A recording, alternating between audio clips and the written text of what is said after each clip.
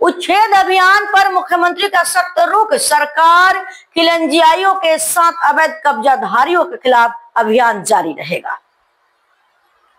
गुवाहाटी असम के मुख्यमंत्री हिमंत बिश्व शर्मा ने स्पष्ट किया कि चाहे जितना भी विरोध हो, राज्य में उच्छेद अभियान जारी रहेगा।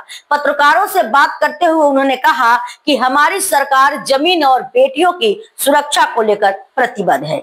हम खिलंजिया भूमि पुत्रों के अधिकारों की रक्षा करेंगे। मुख्यमंत्री ने दोहराया कि सरकार अवैध कब्जों के खिलाफ सख्त है और खिलंजियाओं के हित में ही कार्रवाई की जा रही है। जते आमसुए प्रतिबाद करे ताते बुझी पाब जे बीजेपीर आदर्शर जयलाभ होइसे। कारण आमी जाति माटी भेटिर कथा কৈ सरकार आहिছিল। जेतिया आमसुए आमाक गाली पारिছে तार माने आमी आमार निर्वाचনৰ प्रतिश्रुति पूरण কৰিবলৈ सक्षम হৈছো। गतिके जिमान आमसुए गाली पारे सिमाने অসমীয়া মানুহে বা আমাৰ খিলঞ্জিয়া মানুহে বুজি পাব যে প্ৰথমবাৰৰ বাবে কোনবা এখন চৰকাৰে ৰাইজৰ হৈ কাম কৰে।